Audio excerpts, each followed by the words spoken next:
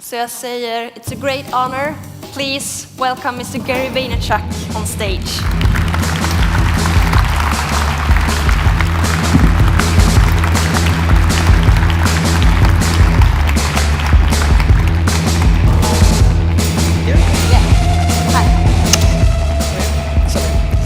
Hello.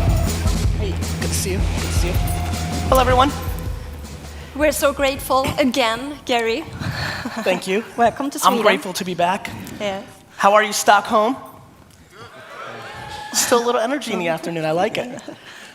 What do you think about shaping their business idea?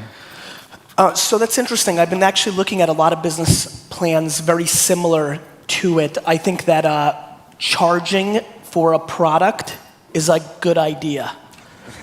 So I'm in the camp of saying, go fuck yourself free. I think that there's an opportunity to monetize niche content in a monthly subscription-based way. You look at a very conservative talk show host in the US, Glenn Beck, left Fox News, went online, has hundreds of thousands of people paying him $8 a month.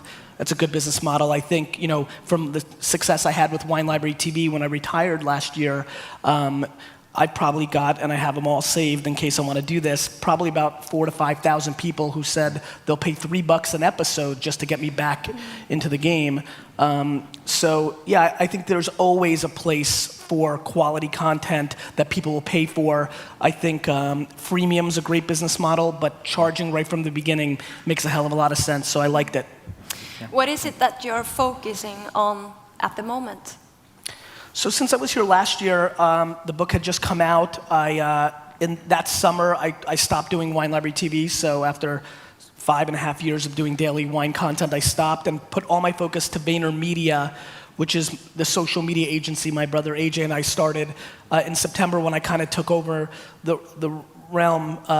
We were at 24 people. We're now at 125. So I've been in very head-down operations mode. We've landed some very big clients like Oprah Winfrey and the National Football League, and big clients like PepsiCo and GE, and so we're doing quite well. We have ambition to be the biggest social media agency in the world. I know that you like to talk about the reality of things. So what is the reality of the market right now? Well, I think the reality of the market's different in different places. I was here yesterday and I heard that money was king, right? That, whereas in the US, there's a major bubble right now for startup culture. I mean, every idiot with a half of an idea is getting $100,000 or $1 million to try it. And so what we have in the current reality in the US is a lot of bad businesses being funded and a lot of people are gonna lose a lot of money. On the flip side, the internet has never been more mature. There's users, you've never been able to scale as quickly. The costs, because of Amazon services and other products, are so down and hitting the marketplace. So unlike the 2000 bubble where it'll blow up and 2 or 3 people are gonna be left, I think this next bubble burst will still have a lot of people that make a lot of money. There's a lot of good businesses out there. And so it's kind of a mix. The thing that bothers me the most is in the US, everybody's celebrating when you raise money. My dad taught me from our Eastern European roots that the day you borrow money is the worst day of your life. So, everybody's cheering, oh, I raised $8 million. I'm like, you should be fucking scared. But they don't think of it that way. They don't realize the repercussions. You got a lot of young entrepreneurs and business people who are like, well, I'll raise this money, and if it doesn't work out, the experience was worth it. What they don't realize is if they lose investors' money, they're not gonna be able to get it so fast the second time around. And so, I think a lot about legacy and brand equity, and I think that a lot of people are burning theirs with a half-good idea because they know money is cheap right now. When you look at social media and the role it played, I got a good question on Twitter here. If you're really honest with yourself and look back in the mirror before Facebook, did you foresee the role social media would play for e-commerce? For e-commerce? Yeah.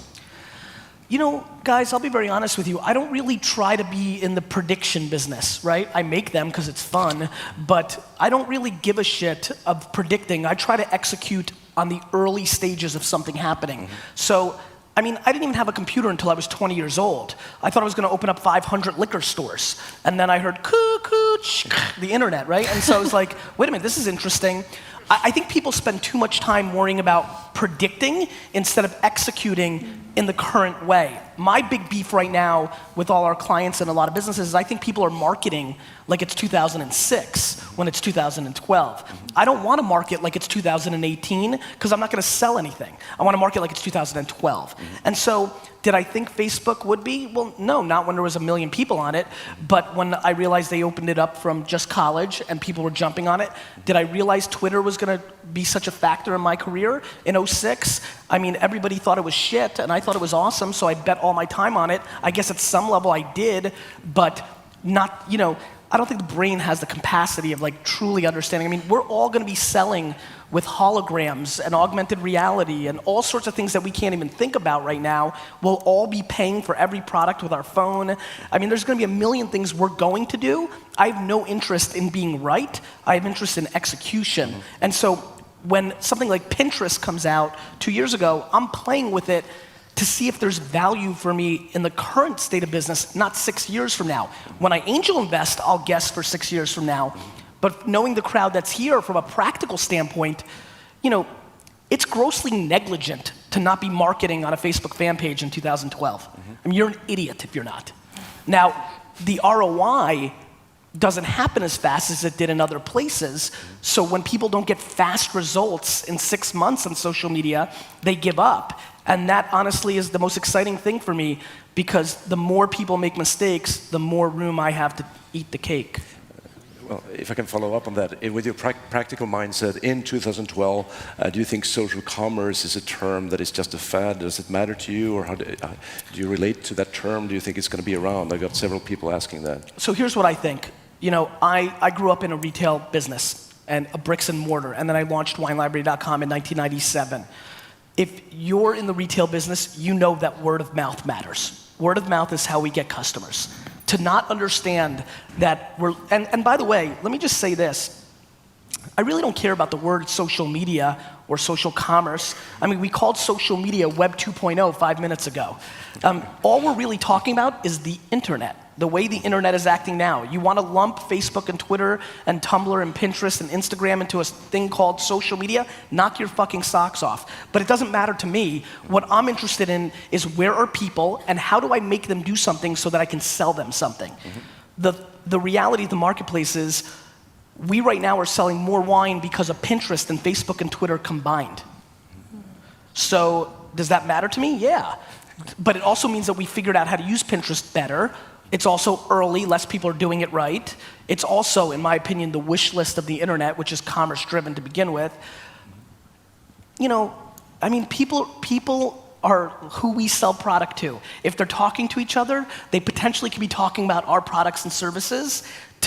To disregard it because you haven't figured it out, or even worse, this is what really pisses me off, to disregard social because all you've wanted to do on social media is spam your followers until they can't breathe is idiotic.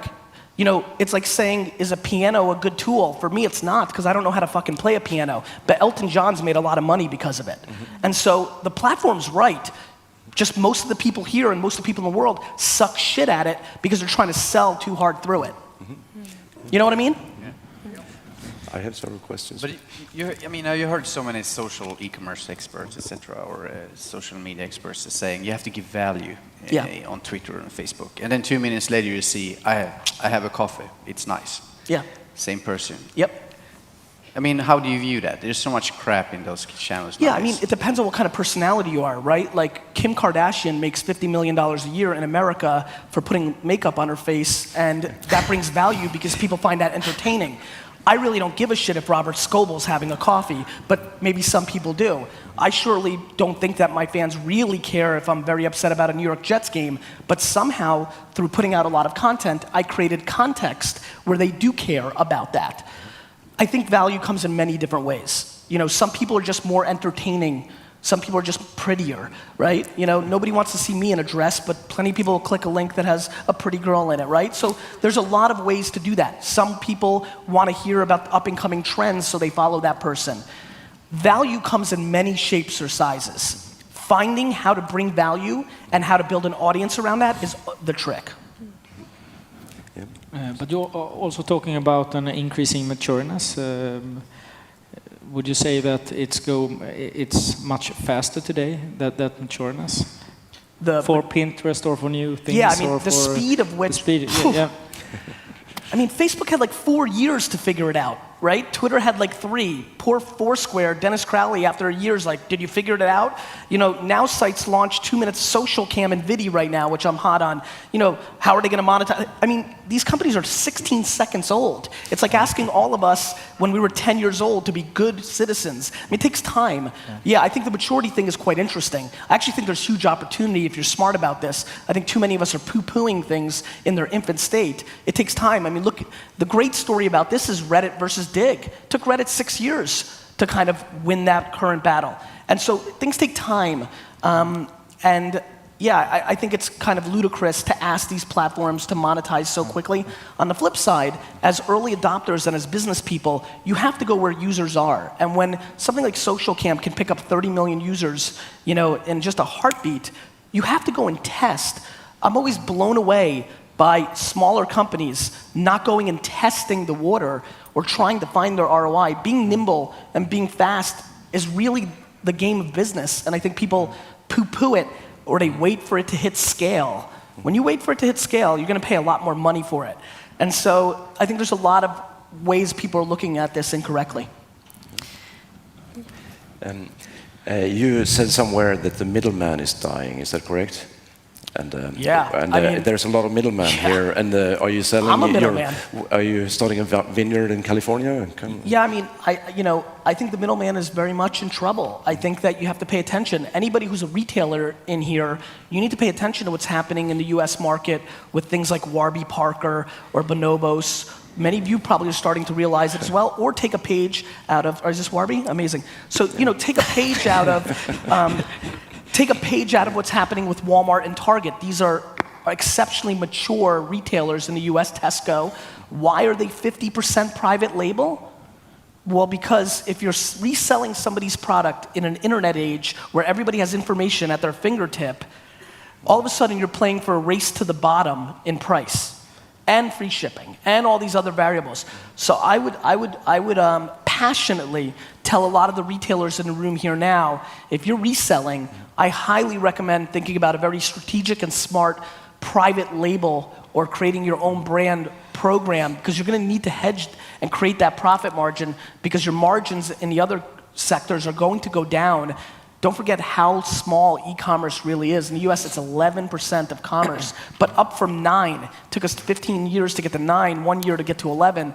When this market really gets big, I mean, looking around in the crowd here, there's a lot of young people here. Nobody's retiring next year. Do you know what this is all gonna look like in 5 and 10 years? When we got 40% of the people buying on commerce, how big the pot's gonna be, but how much information and how savvy the consumer is. If you're just battling on price, or you think your SEO is gonna work, you're out of your fucking mind. Mm-hmm. Yeah.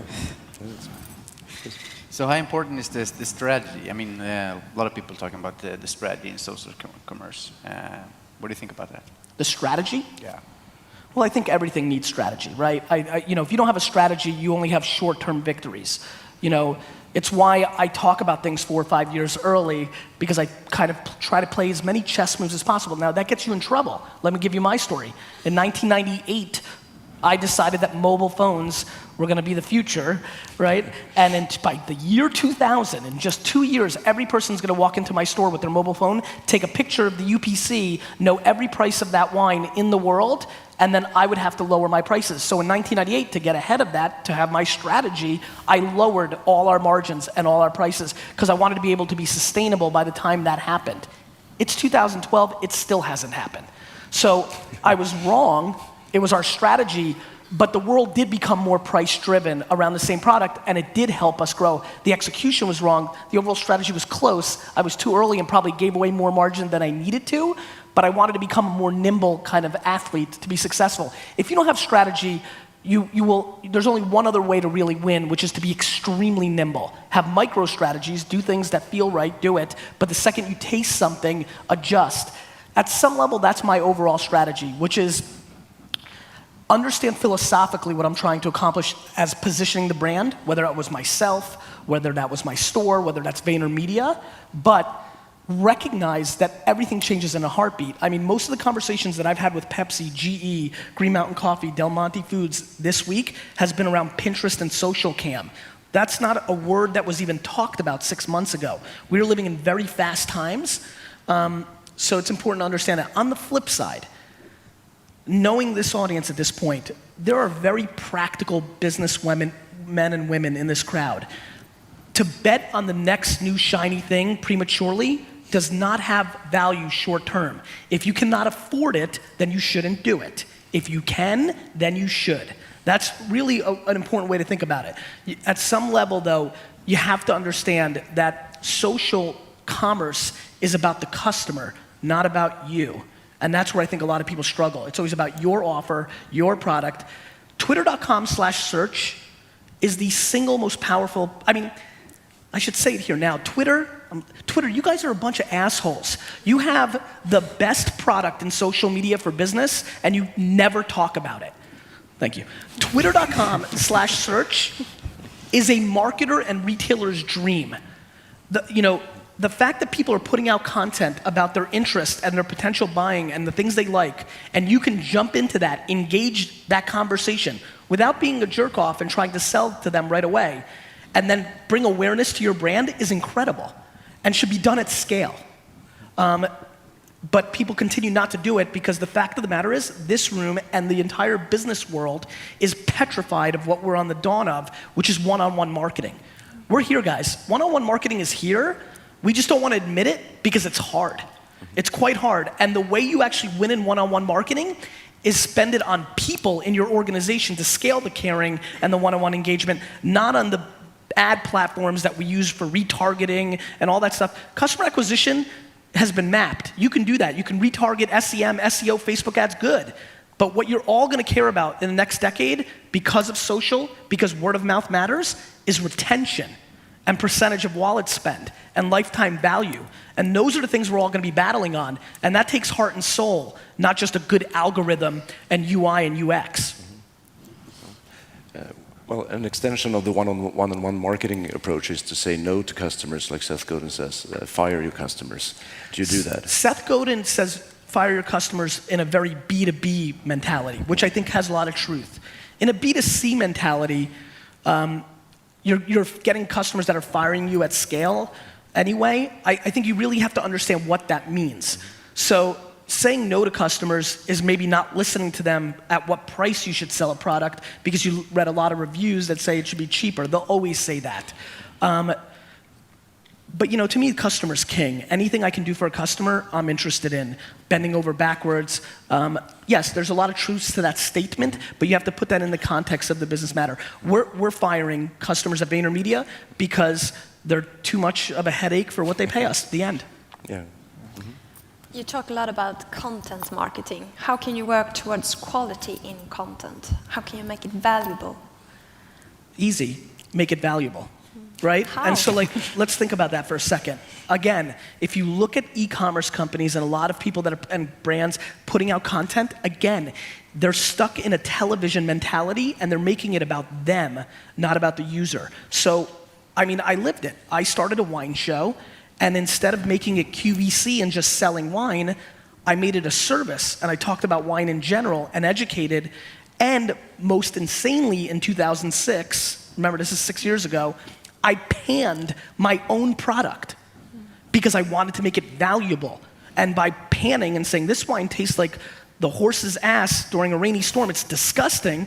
And people say, well, I don't want to drink that, right? That brought value to my end users and built trust. I'm blown away by how many people are not putting out content that brings value to the user. Demonstration videos. There's a lot of one-off products on the web doing quite well right now because they put a QR code or a UPC or a URL on the product, and when you go there, it shows you how to use the product via video. Instructional stuff for a lot of people. Fashion shows for fashion brand. There's ways to bring value. Again, we're sitting here talking a lot about tactical stuff, which I want to talk about at length, but it's imperative for me since I schlepped over here for people to understand something. This is a mentality. And for the last 100 years, retailers and brands have not cared about the customer. I promise you. And for everybody here who's like, I love my customer. No, you don't. you love your data, and you're looking at it, and you love your business. People have not truly loved the customer, and very honestly, I'm not Mother Teresa. I also would have not loved the customer if I did not recognize 5 years ago, because of the maturity of the internet and sites that we call social media are now being built to connect consumers together in a way that eventually at scale will completely dictate the success of your business. We will only be marketing to our communities and they'll be marketing to their friends. We will not be renting from ad networks and newspapers and television to buy attention. We will have attention and market to it, and how we treat them will show how they will bring attention and bring fans into our funnel. To be relevant and to create that kind of value, last time you were here, I believe you spoke about analysis. You need to analyze all the data. Is that correct? Yeah, I mean, listen, I'm a big fan of IQ meets EQ. Data plus emotional intuition, where you think the market's going. Data's important, but you don't always live by it. For example, how many people here, and this is gonna hurt my feelings, but I'll do it anyway. How many people here have watched an episode of Wine Library TV? Raise your hand. Not bad, thank you, actually. Better than I thought. Thank you. Thank you, Stockholm. So many of you might know that within the first 15 seconds when I enter the show, it could come across very obnoxious, right? I get very excited, I see the light go, I go, hello everybody, and I get very hyper. Looking at the data, 17% of the people that watched the show would leave within the first 4 seconds because they couldn't handle my energy. Right? Because they thought I was annoying or a douchebag or a jerk off, right? And I was like, shit, that's a lot. And I was like, maybe I should change it. And so I looked at the data over the weekend. The next Monday I came in, I'm gonna change it. Why am I losing 17%? It's like 1 in every 5, it's nuts. And as soon as the light went on, I did it again. And I remember when I was done, I was like, it just feels right? Like staying, maybe I'm losing 17%, but 83% might find it more valuable, and maybe I'd lose even more. And so I wasn't able to change myself, the authenticity of what it was. Yeah. But data's massively important, and talent is important, and know-how. One thing that's always forgotten in my story is that I've been living and breathing the wine business for 15 years before episode number 1, right? So a lot of times people start a business because they think green is gonna be good, eco-friendly, or, oh, I see vodka spiking, I'll invest in, I'll do a vodka company. They're chasing trends, not what they're good at. So of course they can't create content around fitness or flowers or water because they don't know shit about it other than what they read. They don't really know it. And so expertise really matters at the end of the day. If you're not entertaining or if you don't have expertise, you've got no shot. Teaching marketing, we talk a lot about branding, define your strategy, who are you, what do you represent, but with social media, companies are told that they should show the human side and involve employees, and that means that a company could mean 100 different things. Do you think people should let go of the brand a little bit? No, I think the brand really, really, really matters. How you perceive your brand and how you storytell is imperative. How people then receive it and funnel it in their own way is totally different. But you being authentic and understanding your brand's positioning to yourself really matters because you make the decisions you make around your business based on that. And how you navigate is quite important, and that tightness in navigation really matters. How it's then perceived within all these niches is a totally different story and is very much happening, and that's fine. But if you do not know the sense of your brand or your brand story, it's very unlikely forever to have a shot. And in terms of organizing for social media marketing, do you see a lot of companies outsourcing their voice to PR agencies and or to somebody else? And what is your take on that? Yeah, I mean, that's what VaynerMedia does. We manage content and communities for a lot of logos and businesses. I think it's up to you. I mean, if people want to keep it in-house, that's fine. I can see value in that. I mean, we've spent the first year and a half, just understanding an exercise to be able to capture voice of clients. Otherwise, you have no shot in what we were doing. We think we've gotten really good at it, and there's some stability with that because we're a company, not one individual in the organization that might leave. We've seen that in the US quite a bit, where the star person went to a different company. I think there's both ways to do that. I think PR companies struggle with it because PR is B2B. PR is used to pitching editors, and it's all behind the scenes. This is PR B2C.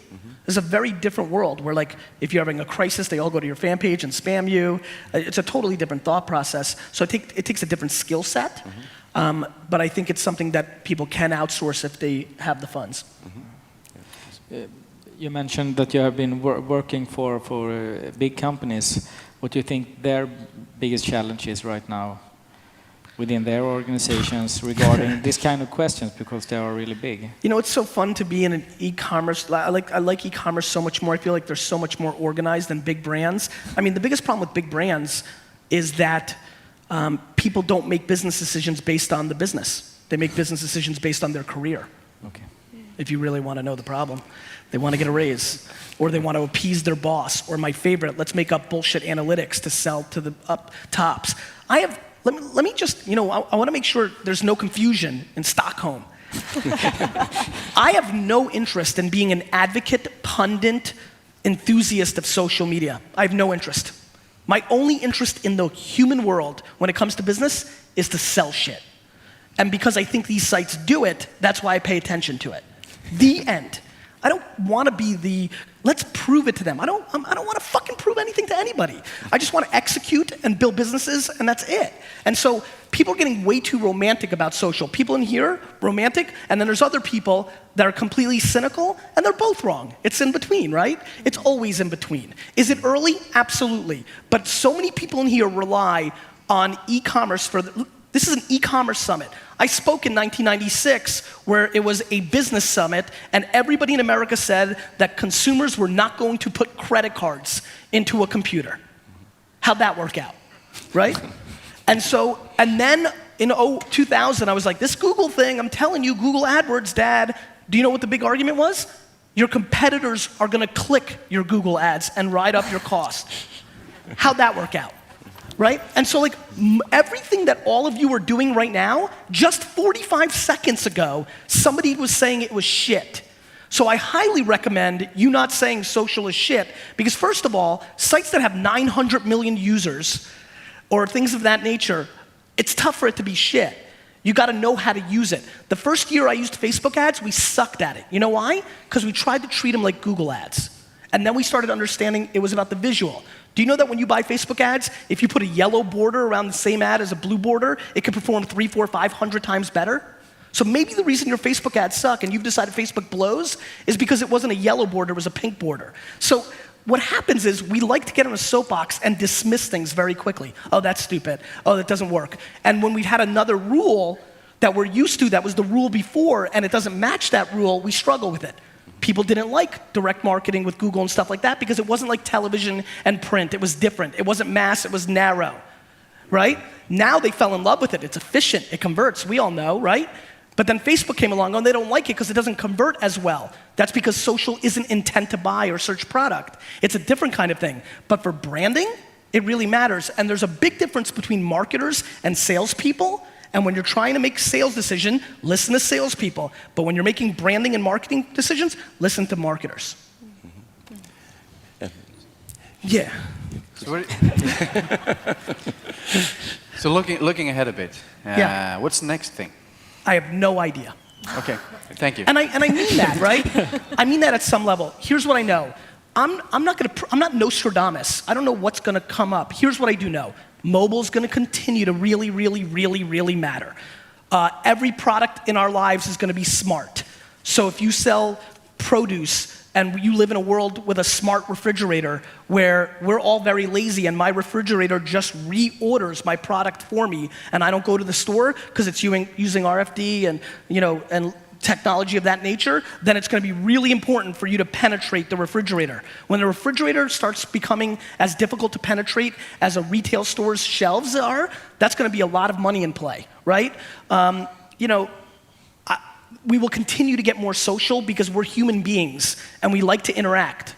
If we didn't, we wouldn't have friends and do the things we do. So as the web allows us to do that more, we're gonna do it even more, way more than you even think. This is the social dark ages. This is just the beginning. So that will continue to happen.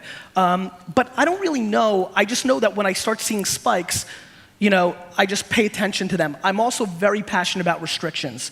I'm an angel investor in Path for that reason. Only 150 friends and mobile, two things I loved. That's why it was attractive to me. Things that narrow it, because I think we can all agree there's a shitload of noise, and anything that can curate it and make it cleaner and tighter and more valuable has a lot of value to us. I also am obsessed with gaming dynamics. Gaming will continue to grow. It will affect all parts of our lives. So I think that that's another trend that I'm interested in. I think retail will go through more stages. I don't know if you guys have been paying attention to what's going on with Birchbox or Babaco or these Box of the Month clubs in the US. Huge phenomenon. I think that's a micro trend that will have good businesses for the next 2 or 3 years. There's just a lot of things that I see. But what I'm really proud of is trying to taste them very early, not going into some room with a PowerPoint and a whiteboard and explaining why we should do it, just doing it and doing it hard, like really doing it, and then trying to learn from actually, it's so funny how many people have the opinions on social media and they've never used it. A lot of fucking experts about Twitter who've only tweeted once. I mean, that's fucking ridiculous. So, to me, what's important is to actually get my fingernails dirty. So what I'm good at is sniffing out stuff early and then playing with it a lot and then deciding if it's good or bad. And because I've had success in consumer marketing, I tend to have a good knack for thinking about what people may or may not like, but it's not always perfect. What do you think about globalization when it comes to e-commerce? For a couple of years ago, you talked about e-commerce in the US, e-commerce in the UK, but the last couple of years, there are a lot of US retailers selling in Europe and so on. Yeah, I mean, I think there's a huge disadvantage for being an American businessman long term, because American business people tend to stick just in America, and we are full-fledged globalization opportunities. Okay. You look at, they're very dismissed, and a lot of people call them copycats, but the brothers in Germany who clone all the successful US companies, to go and execute in 13, 14, 20, 40 different markets successfully takes work. You can philosophically disagree with the tact of doing what they're doing, and I very much understand why, if you want to be romantic about innovation and things of that nature, but I like execution. And I also always scold my American business friends when they always get on their high horse on copycat sites or this. I'm like, you're a fucking American. You just think it's all about America. You don't realize how big the marketplace in the world is. And so I come to countries that might be smaller, but healthy, like this, and they're always like, yeah, but you have 300. I'm like, don't worry about what we have. Worry about how good you have it. European sensibility of like the world is so much better. It's not just in a silo, and I think that it presents enormous opportunity, not to mention that there's great innovation being done in all over the world that can work in the US if that person wants it to, and if it has great success opportunities in the US. Not to mention that many people know how to speak English to begin with. I want to see all my Palo Alto friends come and go do business in India or in other places where, luckily for them, English is spoken enough, but to understand the consumer, big disadvantage. So, globalization's here. There's huge opportunity, but I don't want people to get crippled by it. You don't need to go global. Why don't you figure out local first? I think people are trying to run before they have anything. I'm looking at so many startups doing well. They're like, we're going to China. I'm like, asshole, you still suck in America. You've got to execute first. The other way around, if we're talking about Taobao or 360 Buy or... Them going to the US? Yeah, I mean, I think it's a real opportunity. I mean, the US is an amazingly easy place to do business with. It's tough to understand the US consumer is very unique, moves very quickly, so you can't look at SlideShare presentations and, that's where it's going. You got to live in it. Like anything. You want to be successful, you've got to get your hands dirty. You want to open a US-based business? Go and spend a year there, work for some competitor or supplier, taste it. People underestimate tasting it. They think they're so fucking smart. You're not. You have to understand the nuances. Every opportunity and growth is in nuances. You want a great business idea? Take any business that you know and do it this much better. You'll have a huge business. Did you find a particular Swedish startup or company that you think has potential, or I don't know if you had time to study? I haven't done the homework, but the fact of the matter is it's just obvious, right? I mean, there's been successful companies from around the world, in every parts of the world. I haven't done the homework, so I wouldn't want to say something and then be wrong. I try to keep my mouth shut on stuff I don't know. so I don't have an answer. You're very risk averse, right? I'm very risk averse. For being such an extrovert and a ridiculously over the top character and how I'm positioned in the marketplace, where I was born, which is the former Soviet Union, and growing up with no money and being an immigrant has made me dramatically more risk averse. The only thing is I believe in myself and I understand one thing. If you don't innovate, you're going to die. To be in 2012 and to sit in those green seats out there and to be an e-commerce business and to poo-poo social or not think it's good is fucking stupid. It just is. It's just so stupid. And that doesn't mean that you should be using it because it might not be practical, but you should be tasting it and you should be respecting it because the innovation on top of it may be important to you. And if you don't have the sensibility of this wave, you have no shot of riding the next wave. I have a Twitter question for you. If you had $1 million to spend just on marketing, what would you do? It would depend on what I'm selling. Okay. So, you know, if I had $1 million to spend on marketing, it would completely depend on what I'm selling. Every decision is based on the story or the product you're selling. You always reverse engineer, always. You know, one thing for sure I would spend on, if I had an active business right now, and I had $1 million to spend on marketing, I would spend it on stale or dead customers of my current business. Let me say that again. I think the biggest opportunity for everybody in this room is they have a database of customers who are inactive or not converting. If you have an email service, how many people here do email marketing for their business? Just raise your hands. So for half of you, you're not converting your email at 100% open rate and 100% click-through. What's even more interestingly is you probably have data on customers who've been inactive for a year or more. That to me is an incredibly interesting place to spend marketing dollars on, to go back and try to get business from people that have already cracked the hardest nut, which is to become a first-time customer. I think people are way too much in acquisition mode and not in retention mode. I think everybody wants to go hunting. I recommend more farming. Yeah. Can't you talk about being grateful? I love that message. Yeah, I'm thrilled to talk about that. It's why I think I'm successful. You know, I don't think everybody's born with gratitude, you know, in their DNA. I'm super glad I am. It's what makes me so customer focused, and it's been my biggest advantage in my life. It also really, you know, I don't know how you could get gratitude. You know, there's no way to teach, hey, become grateful, do it. You know, you can't really do that. But boy, if you feel like you are, I highly recommend trying to evoke that emotion more often. It is literally the singular backbone of me being so happy in my life. I'm just grateful, and I keep it very basic. I'm grateful that the people I care about are healthy. And so, you know, it's really funny when you have a big bad business moment or something really bad happens in business, if you just make pretend that the reverse of that happened, so you lost a $6 million account. If you make pretend that you gained a $6 million account, but you got a phone call that your parent is sick or dying, or you lost your child or something like that, it puts you in the right mindset very quickly. I'm sorry to go extreme, but that's kind of what I do.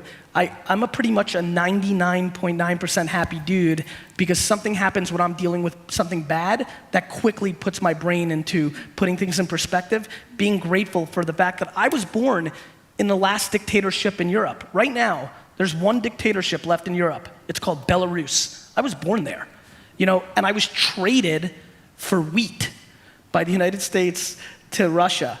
I mean, during the Cold War, I got real lucky.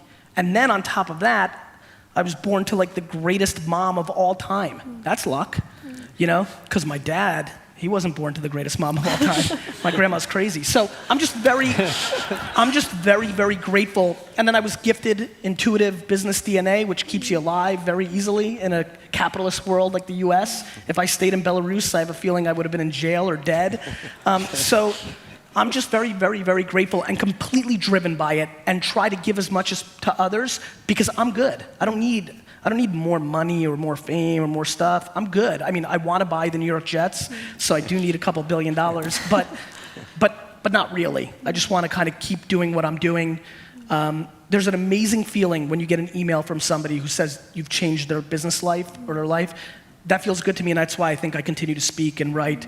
That feeling is a hell of a lot more interesting than anything you can get financially. Thank you. Thank you. That's awesome. And oh, by the way, on that note, thank you so much, it's very nice. On that note, when you shift your mindset to retention and growth from your active customers, and you start putting your marketing dollars into people to take care of them, like calling customers. I told a group earlier, we now call every single person that is unsubscribed from our email service. And we're able to keep 49% of them on by just thanking them for ever being on. By not making an offer, by not trying to convince them why, by calling them and saying, thank you for ever being part of our email service. We really appreciate it. Half of them resubscribe back and then spend 7x over the next 6 months of what they bought the prior 6 months. 3 minutes, 4 minutes. Effort is underrated. And so to the note that you guys just clapped, which I appreciate, when that becomes your philosophy in business, it also feels really good when you're 55, 65, 75, and you look back at how you did business. You're gonna feel much more proud that you gave to your customers than that you retargeted them from a banner ad and got them into the funnel. Not that that's bad, because you have to do that too. On the family path, I know you write about your daughter, is it Misha? Or, yes, thank you. Do you see her growing up as an entrepreneur? Of course, you're going to tell... I'm going to say something right now that I firmly believe is going to happen. I swear to God, I think Misha is going to be the president of the United States of America. I'll vote for her. Thank you. Yeah. Because I think I could have been president of the United States of America if I wasn't born in Russia. So she has my DNA, and it's going to be different. I grew up having to hustle for everything, right? When I was 12 and I wanted Sega Genesis, my mom looked at me and said, go buy it. So I was always that. She has very extroverted DNA, but she's going to grow up in a very different society. She's going to grow up in private schools in Manhattan, and all her friends are going to be Chris Sacca and Mark Zuckerberg's kids, and it's going to be ridiculous. She's going to live in a totally different world than I did, and I'm curious for myself how much hunger to succeed that opportunity is going to take from her, or is the DNA going to be powerful enough to still make her want to? I look at my friend Ben Lair. Ben Lair is the founder of Thrillist in the US. His dad was very successful. He grew up in Manhattan, well off, and he's still hungry and hustling, and that gives me hope. But I know 50,000 others that look the other way. I don't know, she turns 3 in a couple of weeks. It's hard for me to predict. Yeah, I feel like I just went through nursery school. That's an incredibly amazing process in New York, and they're asking these questions and they're analyzing her, and I'm looking at them, I'm like, she's fucking 2. So I'm not sure where she'll end up. Here's what I know. I believe in parenting more than anything, more than environment, more than anything. And I know that Lizzie and I are gonna give it our all. Yeah, send her to Chapman University, right? Done. All right. All right. Yeah, so we had I would say, internet legend here yesterday, Johan Holstad, and he said that we need to break out from the slavery from Facebook and Google, etc. We have lost our identity. We don't own our own data anymore. What's your take on that, and what do you believe is going to happen in the future? What's the trend? I always laugh when people make that argument, because we sure didn't stop American Express or Visa or MasterCard. This is not a new business, my friends. Anything that brings us value, we're thrilled to give away that stuff. God bless you. Honestly, I don't feel any lighter load in my pocket because Facebook makes $1.23 on me, right? Though, as it becomes more of the conversation, is it conceivable that somebody can start a social network that, shares in the wealth with you? People like to think that. Here's the problem. The original people in a community dictate the DNA and the overall experience. If tomorrow somebody made a real strong play and said, we're going to share revenue with you, share. If you're using it, we'll give you money. The original pioneers, the forefathers of that social network, are going to be affiliate marketers. And they're going to be lowest common denominator marketing people. And it's going to create a tone in there that is not going to be advantageous to more people coming in. It's going to be more of the ghetto than the countryside. And so it sounds romantic.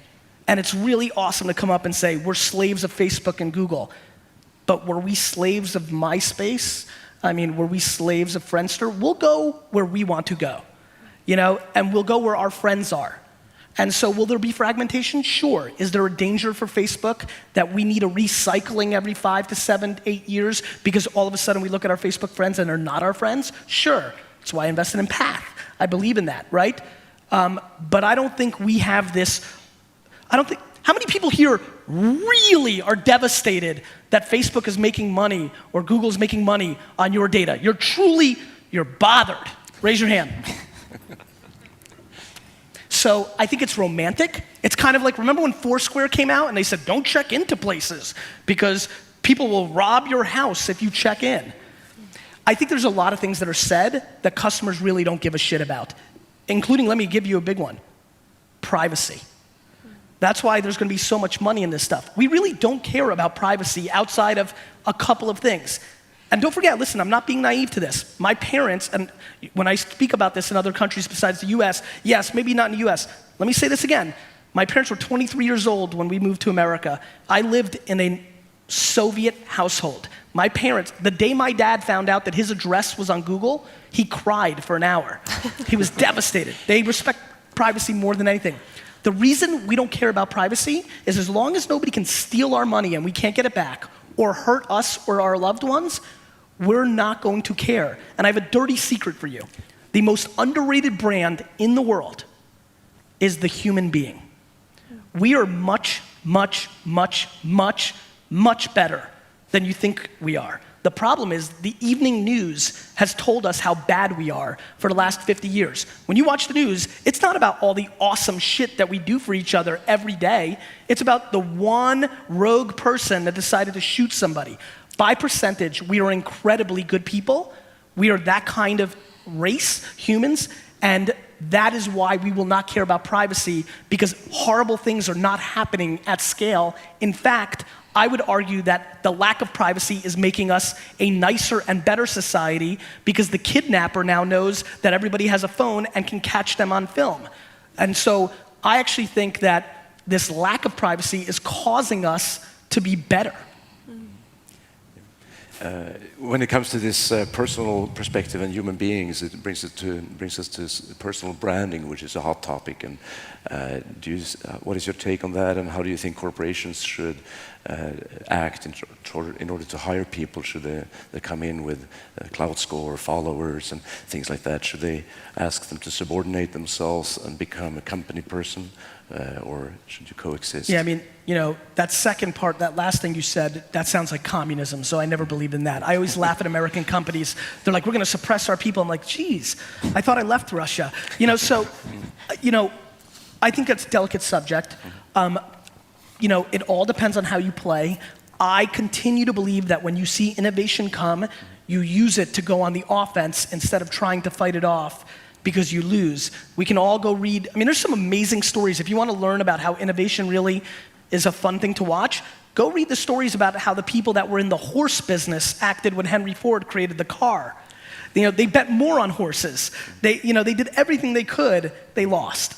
And so trying to suppress people and not let them use Facebook and things of that nature are gonna make you lose your best people, and they're gonna go to cultures that allow them to do that. So that's not gonna be a winning battle. It's about finding the right balance. You know, I'm not a big fan of clout because I think the data is still very premature, but the concept is interesting. Understanding influence is fascinating. Clearly, I'd be a hypocrite if I didn't believe in personal brand. I've ridden it very well for the last 5 years. There's value in it. From an organizational standpoint, it's a tricky line because if you build somebody up and they can leave, you don't kind of own that. That's scary, which is, believe it or not, I'm gonna go very weird on this, which is why I tell a lot of corporations to create animated characters. I always tell them, Mickey Mouse isn't going anywhere. So, you know, what you build brand in is very important, which is why I believe we're living through the humanization of logos. I think logos are starting to act human. From the work we're doing with Vayner, people are willing to interact with Nike or your e-tail business the way they are with a person, and giving that logo a personality is fun because no matter who leaves, you still own that. And from a business perspective, I think that's practical and smart advice. So we got another Twitter question here for you. Sure. What are the two basic things to live by when diving into social media as a small business? So, I mean, here's my thoughts. from a very tactical standpoint, Facebook and Twitter are necessity.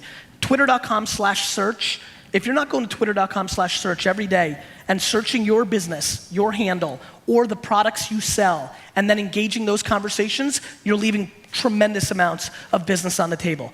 Facebook fan page, bringing value, whether it's content, entertainment, or product information, or discussion opportunities to build a community, is the second place that I think you really have to do. But the biggest thing that's going on right now, my friends, is that 99% of the businesses on social media right now are doing it poorly because they're either treating it like a television network or they're treating it like their email newsletter. It's just way too skewed to push marketing, and this is all about pulling people in and getting lifetime value. On the flip side, the other thing that I would highly recommend is mapping your active community, your active customers, mapping their social profiles in a CRM and marketing to them around their interest, not around what they buy from you. That's probably the most interesting thing we're doing right now. We're mapping who people are, and we're looking at the things they're tweeting about, and then we're sending offers to them, incorporating the stories of their lives. We literally are segmenting our clients into sports fans and are sending wine emails that are referencing the game from last night, and they convert better. So we've never lived through a time where Facebook and Twitter own our data. Guess what? I can get all the data I want. You can search it out. You just have to do the work. And so we want our data out there. Us putting our data out there makes our lives better. I want to be retargeted to. I only want to see New York Jets and wine and Lionel Richie ads. I want them to be about the things I like. I don't want to see ads around, Pepsi or bras or flowers. I want my interest. So I think we want to be marketed to. I think that I would highly recommend mapping your current clientele. Get their, one way is to induce them to give you the Twitter handle. Another way is to search it. Another advantage of being in a smaller country. And start understanding the interest graph, not just the retail graph, and use that to monetize. On that subject of getting to know your customer, searching on Twitter is more by serendipity. You discover something, but have you thought about getting involved in crowdsourcing to systematize and having people vote on ideas up and down? Yeah, I think I bucket crowdsourcing into gamification. Mm-hmm. I think those things work, but I will tell you something. I'd much rather listen to my customer than listen to my customer. Let me explain the difference. Listening to my customer is them in their natural habitat and me watching what they're about. Mm-hmm. Asking them to collectively come up with something and then having to listen to them. Back to Henry Ford. Henry Ford said, if I listened to my customer, I would have made a faster horse, mm-hmm. right? So I think it's very dangerous. I think it's important to hear your customer, mm-hmm. but never necessarily listen to them. Yeah. Mm-hmm. So that's kind of how, I want natural habitat. Mm-hmm. More so than forcing something like, what wine do you guys want? Mm-hmm. Oh, I don't know. And all of a sudden you're in this different mindset. Instead of watching them and saying, oh, I drank a rosé this weekend, I loved it. Mm-hmm. That's real. Yeah. Well, when it comes to Ford, Scott Monty comes to mind. Yes. As coming not from the car industry, but being brought in as yep. a social media expert. Yep. Do you think other car companies and other traditional companies should do the same thing, or should they train people internally that knows the industry? I think both work. I mean, I think of this as a sports analogy. There's teams that have great minor league systems and they draft well and they go well, and there's other teams that do that and then get a free agent and that works. Sometimes it doesn't. I think both can work. Mm-hmm. I think what's really important is to really know the DNA of your company, really understand what you're trying to accomplish, not just do social media because you have to or because I stood up here and said it's idiotic not to. If you don't feel it and you don't believe it, knock yourself out. I've spent my whole life being told I was wrong, going with my intuitive nature, proving it out, right? Mm-hmm. So if you think everything that I've been talking about for the last hour is a crock of shit, God bless, go do your thing. I think that's what's important instead of saying, oh, Ford did that, let's us do that. Yeah. Mm-hmm. Yeah. Several of our speakers at Summit have been talking about the importance of keeping the costs down. What are your thoughts about that? Yeah, I mean, listen, overhead is, half the equation, right? I think keeping costs down is smart, but I think that every person in this room is underinvesting in their current customer, everyone. And so it depends in the life cycle that you're in. My intuition is, I could be wrong, that the people, who were giving that advice were either in very, very big companies or very, very small companies. A lot of people, and most people, are somewhere in between. That's actually when you probably need to spend the most against it. It just matters what you're trying to accomplish. When I was building Wine Library, I wanted to build a big company. So guess what? I kept costs high because I needed people. VaynerMedia, we have 125 employees. We're like 5 minutes old. Guess what? That's not keeping costs down. That's investing in the future. So when you keep costs down, if you take that the wrong way in the crowd, it's going to stunt your growth because the people, it's payroll and advertising. So it's awareness and execution, which, oh, by the way, are the two things you need to build a business. I think it's very, very dangerous advice, as is invest, invest, invest. It's something in between. It also comes down to, if you're owning your own business, how much do you want to make? 29 years old, I was making, $38,000 a year because I wanted the money to go back into my business. It was mine.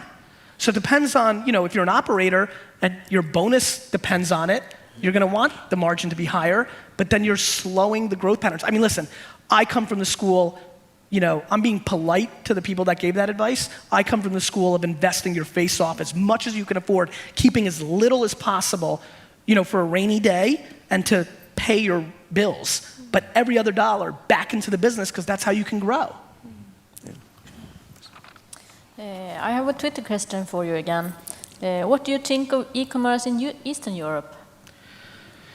I haven't, I'm better knowledge in Western Europe and China and other places for e-commerce. I know that customer service sucks shit in Eastern Europe, so I think that's a big opportunity for me. Like, I find that exciting. But I don't really know. Sorry. Do you subscribe to this happiness culture with Zappos and talking about being a little bit weird and having fun at work, and in order to translate into social media to encourage your employees to be a little bit non-professional, to not always be so serious? Yes and no. The answer is yes. Having a good work atmosphere is all I care about. It's what's brought me success.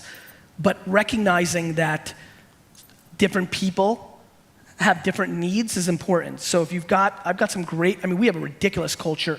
Here's VaynerMedia. Our vacation policy is you can take every day off if you want. Now, if you do, I'm going to fire you. But but we have no vacation policy. Dress code is all over the place. Nothing is being monitored in a traditional way. All I want is results. And more importantly, we're monitoring people. Some people clamor and they like it. Standing desks, all sorts of things.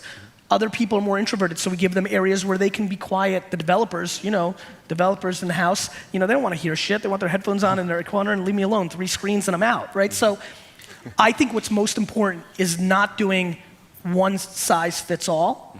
I think it's nice to have a mantra, and I think Tony's done a great job. But what Tony's really talking about is good atmosphere in the building. Tony's a little weird. That's why they're a little weird. For me, it's hustle, right? Like, if somebody leaves the office at 5, they're like scorned by my face, right? My thing is hustle and working hard, which is why people probably stay 6, 7, 8, 9, 10. I think companies take the DNA of the leadership. I really do. But I do believe in Tony's philosophy, and I believe in, it's very similar to mine, which is a happy atmosphere at work is the whole thing. The whole thing. And it's little things, it's little tactical things. We have now a wheel of fun. Every time we get a new client, I bring everybody in front of the wheel of fun and I spin it and everybody gets a prize. $10 gift card to iTunes or pizza party or open bar. You try to do things that are fun. We're a very young company, so that's fun. Open bar's fun for them. If the company was older, maybe it'd be a spa treatment. I think you've got to, I think it's very individual. Much like I believe that we're in the dawn of one-on-one marketing on the consumer level, I feel like we're in the dawn of one-on-one engagement within your own organization, and everybody's different. And as much as you can tailor to them, then you have a chance to have global retention. One of our participants yesterday said that all good entrepreneurs want to make the world a little better. How will VaynerMedia make the world better? Yeah, so first of all, I think that's not true. First of all. It's the same guy that told I think that's a romantic thing that entrepreneurs want to say. First, entrepreneurs want to make fucking money, right? Because that's why they're entrepreneurs, really. You know, if they want to make the world better, go be a philanthropist or go work for a fucking shelter. That's horse shit. That's just romantic mumbo jumbo bullshit. Now, it's a nice byproduct.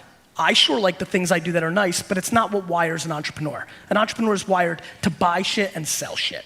And then they figure out, they get bored because they get so good at it, then they start giving it away and doing the right thing as they mature. But that's another story. I heard that too. I don't believe that at all. And all my Silicon Valley friends, all the ones you read on TechCrunch, love to say it. They're full of shit. Sorry. So that's that. You know, I think the best way in business to make the world a little bit better is by creating jobs, by treating your customers right as you can, by making as much money as possible so that you can do the other good things. You know, if you're making not a lot of money, you're probably not going to a charity ball because you're probably working. So running a healthy business, I think you're seeing that a lot now with Tom's Shoes and like Pencil of a Promise and Warby Parker. People are building businesses with this kind of hook of doing good along the way. I think that's great. I hate when people do it for the sake of doing it as a front for what they really want, which is cash in their pocket. On the flip side, I think a lot of, I'll give you a great example. I would never, ever think about doing a business model that would have a charity component, but now that I've seen it, I've thought about it from a business standpoint, and it's there's certain things I'm passionate about because family members have passed away or have problems. So now it's in my mind, and I'm excited about that because people will act on that. And it's, you know, I would have never gone into the charity world because I'm an entrepreneur, but now there's my way to do that without just giving away my money, which always leads to a way for me to create more value. So I think that the blend of doing good. Listen, we're living under a microscope. You remember what I said earlier? Yeah. I promise you, a lot of these people would not be doing these things if they wouldn't get the articles and the press clippings. We're living in a world where we're all on, and when the microphone and when the camera's on, you're always the best version of yourself. When that becomes 24/7, 365 to the whole world, we're all gonna elevate our game, and I think that's attractive for the short term. I'm sure there's some yang to that yin, but it's gonna take 40, 50 years, so I'm not so sold I'll see it anyway. Gary? Yep. Do you want to come back to Sweden? Yes.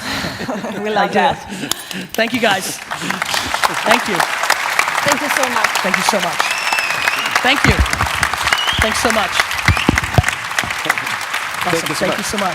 Great. Thank you so much. Thank you. Thank you so much.